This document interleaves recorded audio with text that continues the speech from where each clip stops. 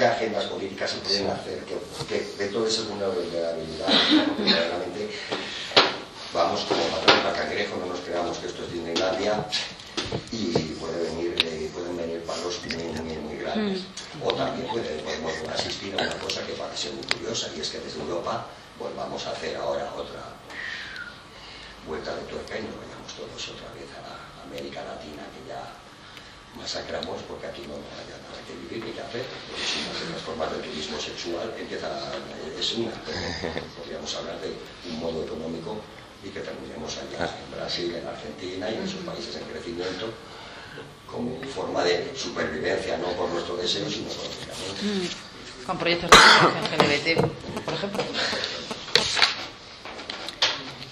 Bueno, no sé, o sea, me ha parecido muy interesante lo que planteas, Sergio. De hecho, hay muchas cosas que... O sea, yo estoy de acuerdo contigo. Lo importante es ver qué agendas políticas tenemos. Y, por supuesto, no es una cuestión solamente de abordar desde atender a las cuestiones de racismo o las cuestiones postcoloniales, etcétera, etcétera, sino que está netamente atravesado por, pues eso, por cuestiones de clase, por cuestiones raciales, por cuestiones de género también, que siguen teniendo mucha importancia, ¿no? O sea, que yo creo que eso es evidente. Y la clase, desde luego, es un elemento fundamental. Con respecto al tema de las normativizaciones, también es verdad que actúan para todos.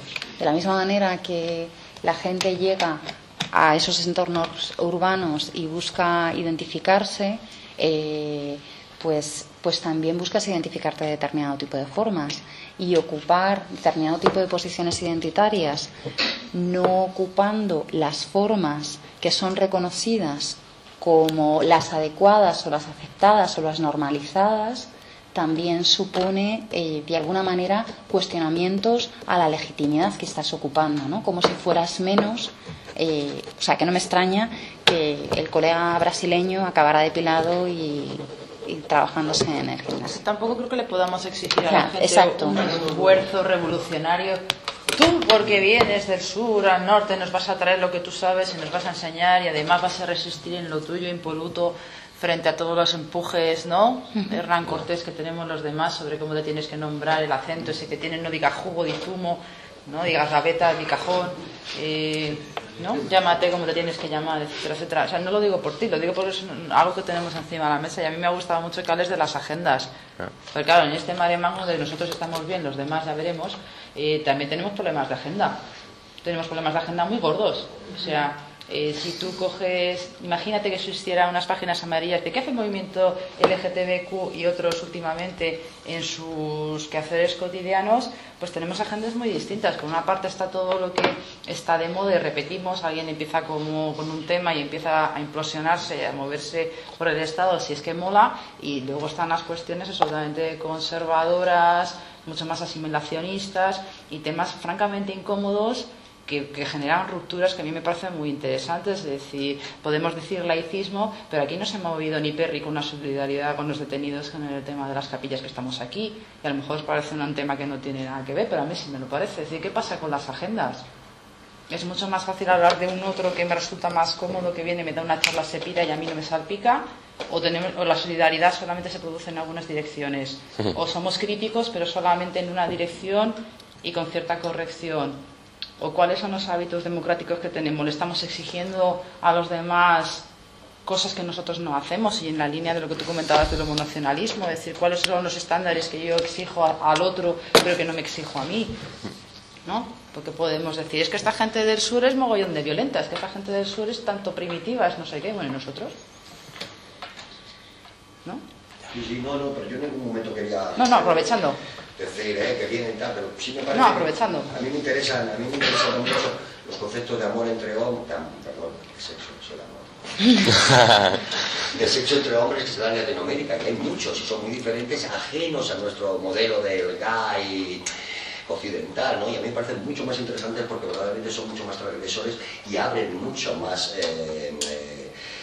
la diversidad para poder comprender las realidades, ¿no? Entonces, eso de que haya gente, tíos que fueran con otros tíos y que no se reconozcan ni como tal, ni a manera, y luego se vayan con sus esposas y sus me resulta cuando menos curioso, también puedo analizarlo como armario, segunda vida, doble papel, lo que quieran también, pero también es de, bueno, pues mira, me resulta muy curioso, y sé que eso allí se ha producido siempre, como se ha producido en el Estado español también, o sea, los entendidos, los tantos que nos reconocían, ¿no? Y ahora pues parece que eso ha pasado a un segundo plano para que o eres gay o eres hetero o eres bi, ¿no? Pero ya como están cerrados, ¿no? Mientras que dices, bueno, de otras culturas que podemos tener muchas más riquezas, como parece que esa diáspora, ese tal, sí, tú lo decías, tienes que legitimarte, tienes que hacer algo, ¿no? Claro, pero tú también lo planteabas, ¿no? Es como también a través de los propios mecanismos del Estado y de la ley se están de alguna manera formalizando y estabilizando determinado tipo de posiciones identitarias como las posiciones posibles.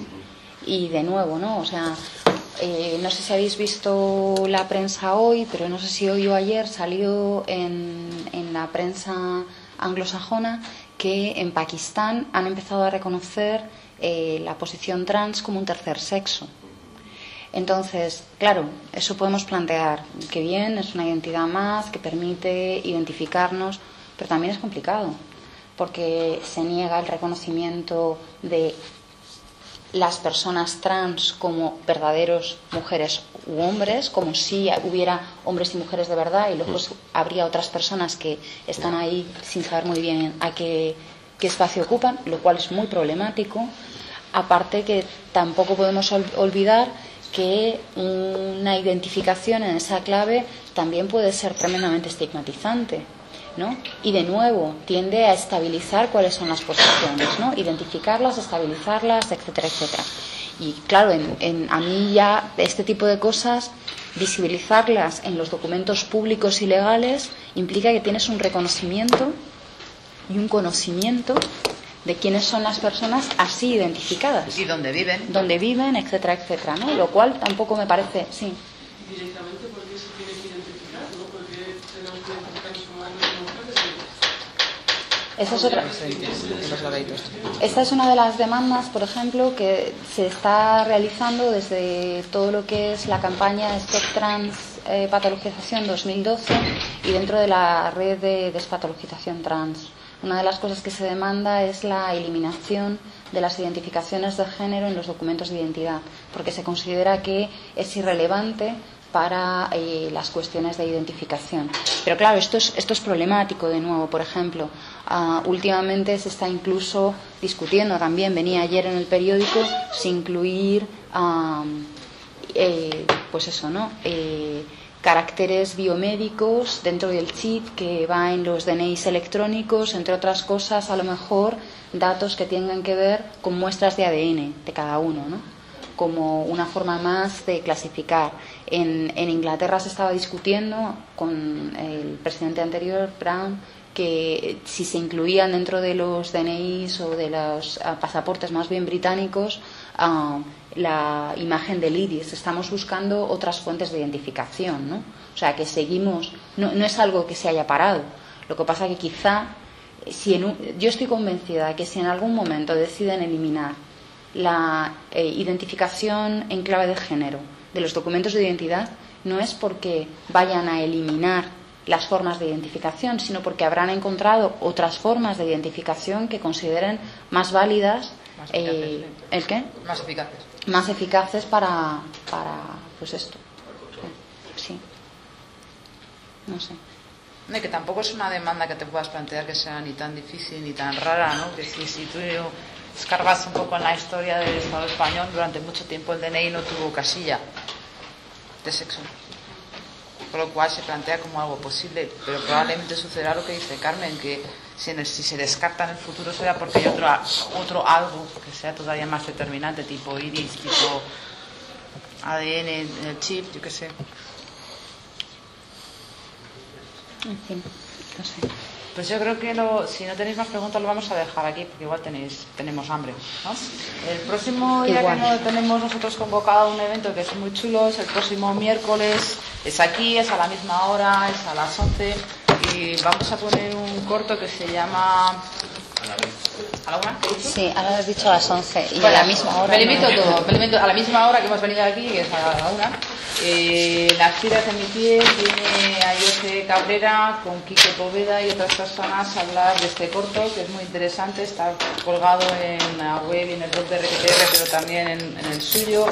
Habla de una situación interseccional, una persona, Quique Poveda, habla en primera persona de cuáles son las implicaciones de ser un activista joven en el movimiento de la izquierda, siendo maricón, más tarde engancharse a las drogas, más tarde vivir las consecuencias de meterse cosas, más tarde darse cuenta de que tiene una enfermedad mental, más tarde otras cosas, ¿no? Es decir, cómo hay elementos de resistencia, cómo no necesitamos que sea tampoco el día 1 de diciembre para abordar estos temas, y vamos a hablar con protagonistas, con gente que ha hecho un corto, con gente que lo ha protagonizado, y yo creo que es una oportunidad única, así que os invitamos a venir a la 1, ¿no? No me lo inventé esta vez. Vale.